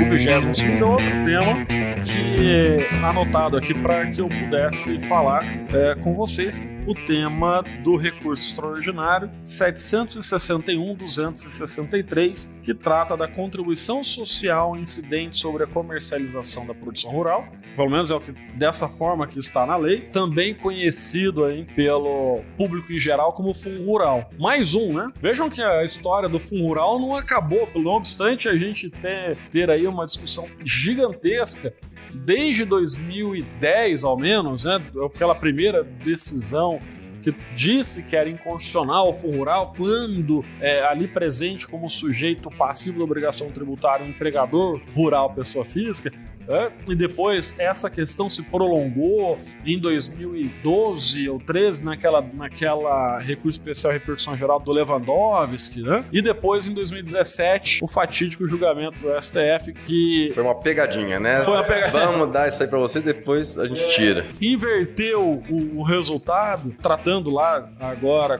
com a justificativa de que tratava aquele momento de uma lei de 2001 e que nos julgamentos anteriores era a leizinha de 94, de 97, né? Então agora nós temos e continuamos a ter uma nova discussão relacionada ao Fundo Rural, tal da receita bruta e resultado da comercialização. O que significa isso? Por que essa discussão?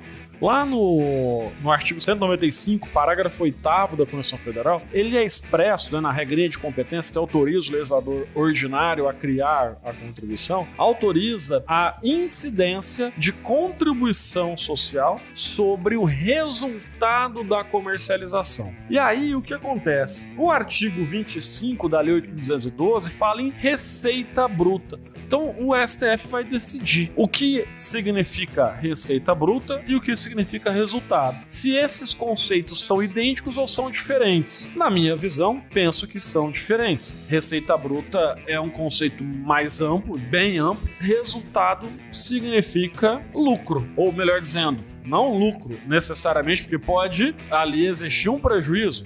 O resultado, na verdade, ele está ligado ao que se compra, ao que se gasta para produzir e a receita oferida a partir daquela produção no âmbito rural. O resultado, então, é um número positivo ou negativo, né, a partir dessas aquisições, das matérias-primas e do preço de venda da produção. Então, o STF vai se debruçar sobre esse assunto para dizer realmente é a base de cálculo. E aí, então, mudaria, na minha visão, inclusive, o momento do pagamento. Se o resultado for definido como lucro ou prejuízo, o momento do pagamento passa a ser a declaração do imposto de renda, porque é ali que vai ser aferida a existência de resultado. E se os pagamentos feitos na comercialização seriam apenas antecipações, como acontece no imposto de renda da pessoa física ou da própria pessoa jurídica, né? Antecipações e depois se faz o ajuste. Ou se for mesmo o resultado que está ali na Constituição for igual à receita bruta, a contribuição se mantém. Então a gente tem aí mais essa discussão relacionada ao conhecido fundo rural, ou a contribuição apelidada de fundo rural por conta da criação deste fundo, né, no século passado e também a sua extinção no século passado. O nome ficou, o apelido para a contribuição acabou ficando. Não obstante, o tal do fundo rural não existir já há muito tempo. Temos mais 3 casos em julgamento lá no STF que nós pensamos para tratarmos no dia de hoje. O primeiro deles, o Bruno vai tratar do assunto, que é o recurso extraordinário 949-297, que trata da coisa julgada em matéria tributária e as relações jurídicas de trato sucessivo. Bruno, a palavra está com você. Um determinado contribuinte obteve uma decisão transitada em julgado, considerando inconstitucional a contribuição social sobre o lucro, CSLL. Posteriormente a essa decisão, é uma decisão bem antiga que transitou em julgado na década de 90, quando tinha essa discussão, e o STF posteriormente, se não me engano em 2007, ele declarou a constitucionalidade dessa mesma contribuição. E a Receita Federal entendeu então que a partir da decisão posterior do Supremo, considerando constitucional a contribuição, a Receita Federal poderia exigir essa contribuição daquele contribuinte que tinha a decisão anterior que lhe era favorável transitado em julgado. Isso foi para a justiça, o contribuinte logicamente não se conformou com essa exigência, dizendo o seguinte: eu tenho uma decisão transitada em julgado que diz que essa contribuição é inconstitucional, né, num controle ali difuso da constitucionalidade. E isso chegou até o Supremo para justamente saber se prevalece a decisão posterior do STF que declarou constitucional a contribuição ou se prevalece a decisão já transitada em julgado. Então é exatamente essa situação que o STF vai analisar no julgamento desse recurso. O STJ, é interessante citar, já analisou essa situação em recurso repetitivo e o STJ entendeu que deve prevalecer a coisa julgada, mesmo que o STF tenha posteriormente considerado constitucional aquele tributo, para que não se negue a validade do próprio controle difuso da constitucionalidade, senão ele obtém uma decisão transitada em julgado e ele não tem uma segurança que aquela decisão vai continuar valendo, porque se lá na frente o STF vir a julgar que é constitucional, ele então teria que pagar aquele tributo que ele obteve uma decisão definitiva, né, que lhe permitia o não pagamento. No CARF, o entendimento está sendo pela possibilidade da cobrança. Então a decisão realmente agora cabe ao Supremo, né, para dirimir aí essa questão dos limites da coisa julgada, né? Saber realmente até onde vai os limites, se realmente pode ser relativizada nesse caso a coisa julgada. Bom, vamos passar para o penúltimo. ISS Serviços Bancários. Lista de serviços tributáveis. Eu acho que é o Bruno de novo, né? Eu de novo? O Bruno tá estreando. O Bruno tá estreando, tá debutando, então a gente vai estar sugando um episódio de 2 horas já. 2 horas só com o Bruno. Bruno, trata um pouquinho aí desse recurso extraordinário 784-439, que trata do ISS e serviços bancários. Aquela velha discussão sobre a lista de serviços, né? Ou seja, a lista de serviços, ela é meramente exemplificativa ou ela é taxativa? Nós temos decisões já do STJ, inclusive, no sentido de que a lista ela é taxativa, mas comporta uma interpretação extensiva. Então, o que está se discutindo aqui é se o ISS pode incidir sobre serviços bancários que não estão explicitamente previstos na lista de serviços.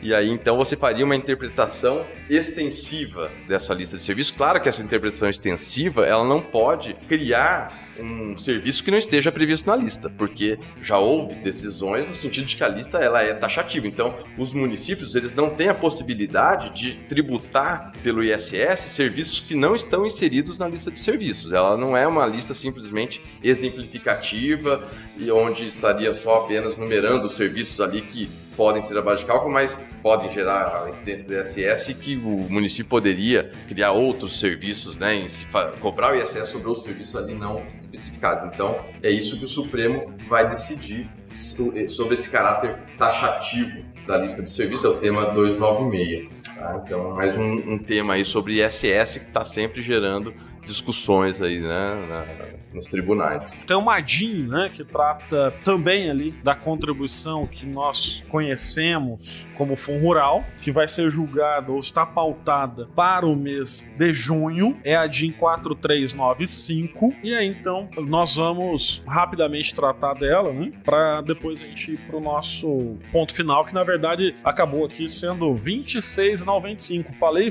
o tempo todo 25 e na verdade são 26. E depois a gente fecha com a questão do Sebrae, né? Que é um julgamento no dia 30 de abril. Vamos a junho, depois a gente volta no dia 30 de abril. Bruno, você que era o rei do Fundo Rural...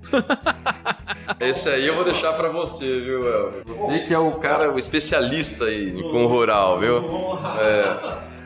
Eu passo.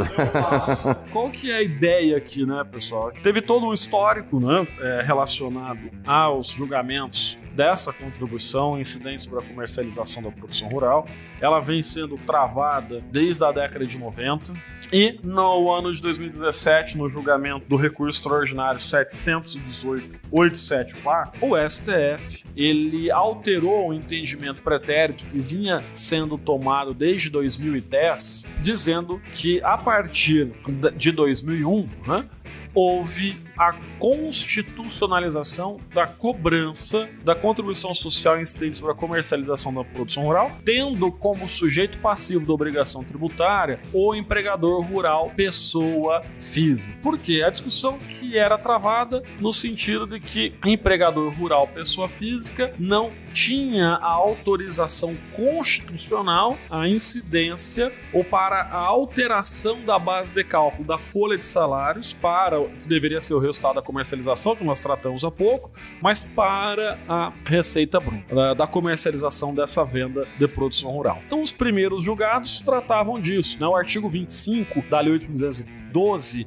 ele dizia lá que seriam sujeitos passivos dessa obrigação o segurado especial, que é o pequeno produtor rural, o consórcio de empregadores rurais e o empregador rural pessoa física, né? O consórcio de empregadores rurais pessoas físicas e o empregador rural pessoa física. Nesse julgado do recurso extraordinário 718.874, levantou-se a ideia de que aquele primeiro não declarou inconstitucional a totalidade do dispositivo, o inciso 1 e o inciso 2 do artigo 25, mas apenas uma interpretação dele para que fosse possível incluir como sujeito passivo o empregador rural pessoa física. Essa era a ideia. E a discussão aqui nessa DIN, inclusive, vem ligada com a resolução do Senado que afastou ou teria afastado os incisos 1 e 2, teria tirado a eficácia dos incisos 1 e 2 do artigo 25. além da expressão lá empregador rural pessoa física. Então, a ideia qual que é? Olha, não tem mais base de cálculo.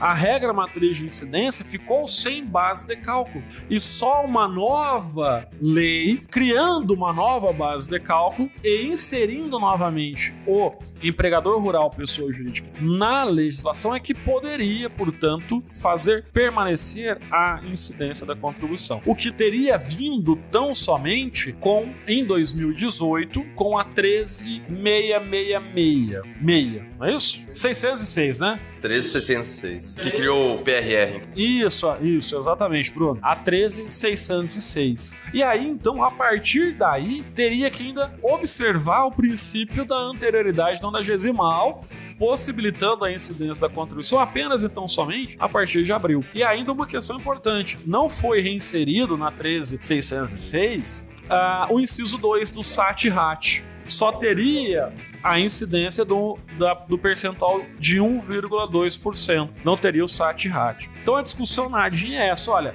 foi retirado tudo ou não? Existia ou não uma nova base de cálculo? Ou, na forma como foi colocado pelo Alexandre Moraes, que olha, o que foi declarado inconstitucional, na verdade não foi o inciso 1 e 2, mas apenas uma aplicação possível do inciso 1 e 2 com relação ao empregador rural, pessoa física. E aí tá um imbróglio todo, porque a gente tem o PRR, a gente tem com os produtores rurais passivo muito grande, que beira, de acordo aí com os da Receita Federal, 15 bilhões de reais, alguma coisa nesse sentido. E os produtores rurais, através de suas associações, têm discutido muito isso lá no Congresso Nacional. Há, inclusive, um projeto de lei de remissão desse crédito tributário. Acredito que talvez não passe, pode até passar no Congresso, mas o presidente da República deve vetar. Acredito eu nesse sentido, até porque é um projeto de lei vindo do próprio Congresso. Falta ali as questões relacionadas ao impacto financeiro e orçamentário, né? Então a questão é há muita dúvida, né? Não basta criar uma lei, né? A gente tem que tomar cuidado aí com todas essas questões, tá? Bom, vamos aguardar aí, ver qual vai ser a do STF, né? O Edival quer falar um pouquinho, Edival? Quero só pontuar um indicativo de como o STF vai conduzir esse julgamento. Recentemente, o próprio ministro Gilmar Mendes, ele negou o ingresso com amicus curiae de duas entidades, consignando na sua decisão que a matéria já tinha sido julgada, certo? Então, isso já é um indicativo de como o Supremo pode encaminhar o julgamento. Exatamente. Certo? Então, salvo a possibilidade remota de uma norma de anistia e remissão que possa ser instituída, me parece que o STF vai conduzir o julgamento da mesma forma que... Como já na repercussão geral, né? A questão está decidida em repercussão geral, né? No recurso extraordinário 718.874, né? Apontou o Edival, né? Então a gente tem aí um indicativo de como o STF deve julgar essa DIN, né? Na hipótese, assim, de ele modificar esse julgamento, seria uma nova guinada jurisprudencial. E aí, não sei como a gente ficaria, né? Porque ações já transitaram em julgado, muitos contribuintes aderiram aí ao PRR, bem que essa do PRR seria mais fácil, mas o maior problema seria com os contribuintes que tiveram as ações julgadas improcedentes. Até porque a gente sabe que a jurisprudência do STF não admite ações rescisórias quando há grandes discussões jurisprudenciais, né? Então é uma hipótese de não admissão de rescisória. Bem, mas vamos lá, vamos ver o que vai acontecer, né? Em junho. É no apagar das luzes do primeiro semestre. Mas vamos então ao nosso último caso, que vai ser julgado no dia 30/4. A gente foi a junho e estamos voltando a abril, que é a questão relacionada às contribuições de intervenção no domínio econômico e as contribuições sociais incidentes sobre a folha de salários. Aquela regrinha de competência do artigo 149, parágrafo 2º, inciso 3, a linha A, se haveria ali a possibilidade ou não, se aquela regrinha era uma regra, se aquela regra de competência é ou não obrigatória e taxativa para essas contribuições, com a exceção das contribuições sociais para o financiamento de Seguridade Social, que tem regra de competência exclusiva e específica própria lá no artigo 195. É o RE 603/624. Bruno, quer falar alguma coisa? Edival, quer dar a sua opinião? Eu sei que você vai comentar sobre esse assunto. Esse caso, ele é um recurso ordinário que está submetido à repercussão geral. Esse aí, especificamente, vai tratar do Sebrae, mas os fundamentos, os argumentos que você vai trazer servem para todos os outros com o mesmo viés de discussão. Exatamente. Acredito que vai servir para todas as outras hipóteses. E basicamente nós temos lá, com repercussão geral reconhecida, Sebrae e INCRA. Até imaginei que quando saiu, imaginei que veria aqui na pauta os dois em conjunto. Mas, bom, só foi chamado e foi só colocado, incluído na pauta, o do Sebrae. Mas qual que é a ideia, né? Essas contribuições de intervenção no mundo econômico e essas contribuições, basicamente as contribuições sociais gerais, né?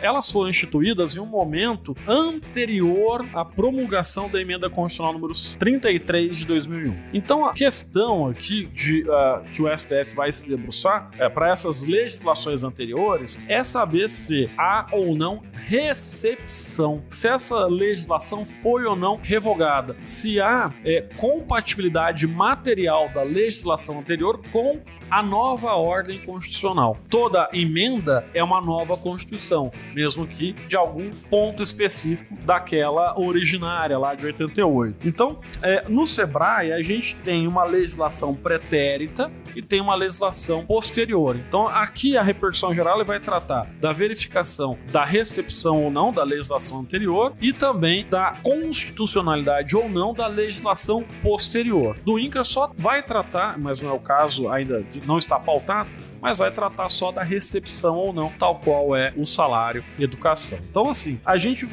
o STF vai se debruçar nessas questões para saber, inclusive, se é ou não recepcionado, se há ou não validade na cobrança, se não foi recepcionado, a regra matriz de incidência ela é incompleta, e tomando por base o seguinte: se aquelas bases de cálculo dispostas na linha A do inciso 3 do parágrafo 2º do artigo 149 da Constituição tem ou não, ou se pode ou não, o legislador escolher aleatoriamente uma base de cálculo ou se ele está obrigado a respeitar aquela regra de competência. Se é taxativa ou se é só exemplificativa. A gente tem visto, ou pelo menos o STF, na minha visão, deu um indicativo quando julgou a Lei 10.865, que tratou do PIS/COFINS importação. E lá ele mencionou, há uma menção à taxatividade dessa utilização da base de cálculo. E lá falava do valor aduaneiro, que é uma das hipóteses ali inseridas nesse dispositivo constitucional. Bem, então, sabendo ou pensando que o STF possa manter essa decisão, ou pelo menos os seus fundamentos, a gente teria uma discussão mais fácil no âmbito do plenário para que o contribuinte saia vencedor nessa disputa com o afastamento da contribuição e a necessidade de criação de um novo tributo com essa mesma finalidade para financiar as entidades do Sistema S ou até a reforma agrária, mas agora levando em consideração aquelas bases de cálculo específicas contidas lá no artigo 149, que é o faturamento, a receita bruta ou o valor da operação, no caso de relações realizadas internamente, e quando for no caso de exportação, o valor aduaneiro. Acho que é basicamente nesse sentido. Só me ocorreu agora que pode ser um problema, né, isso, porque se eles vierem a regulamentar sobre o faturamento, por exemplo, muito provavelmente você vai ter um aumento aí, dependendo do tipo da empresa, né? Exatamente. Pode ter um aumento da carga tributária nesse sentido. Tudo tem os dois lados, né? Você deixa de gastar com a folha, mas pode ser, né, que você tenha um aumento aí numa contribuição incidente de faturamento ou sobre a receita bruta. Então, e aí, assim, na minha visão, não cairia no impedimento da competência residual do artigo 195, parágrafo 6º, porque ali nós estamos tratando de contribuição social e aqui específicas para financiamento da Seguridade Social, e aqui a gente trataria de contribuições sociais gerais e de intervenção no domínio econômico. Então, talvez a gente teria um direcionamento para não aplicação da necessidade de lei complementar da competência residual, ok? Então a gente acho que cumpriu o objetivo, né? 26 temas, 26 julgamentos pautados no âmbito do STF para esse semestre. E aí, então, imaginemos, teremos bastante trabalho para os tributaristas. Nós tiramos alguns aqui,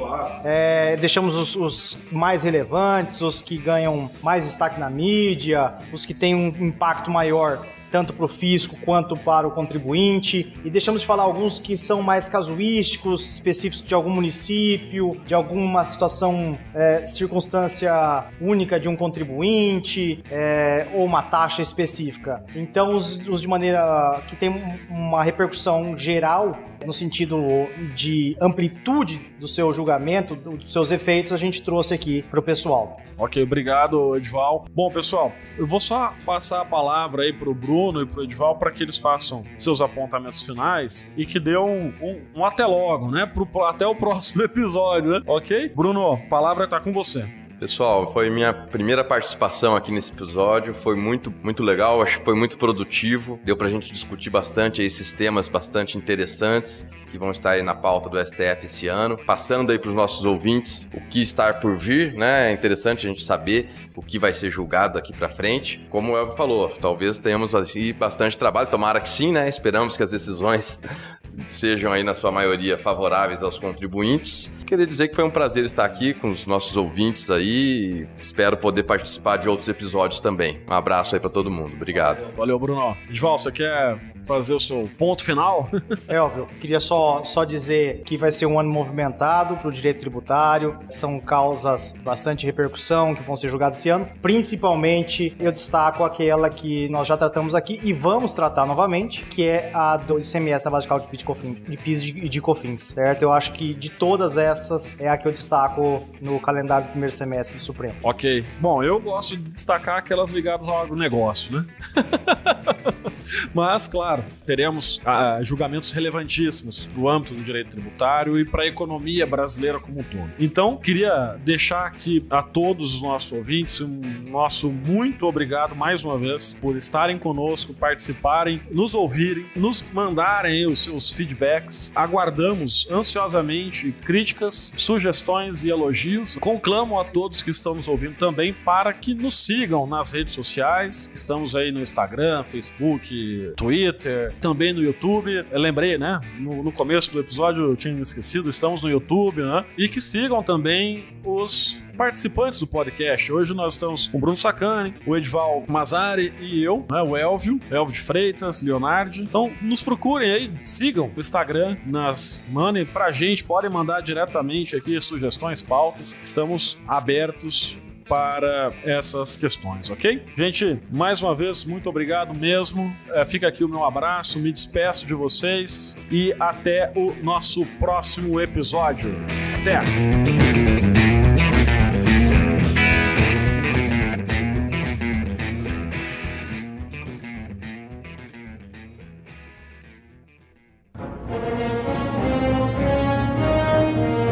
Este episódio foi editado por Atelas, soluções em áudio para podcasts.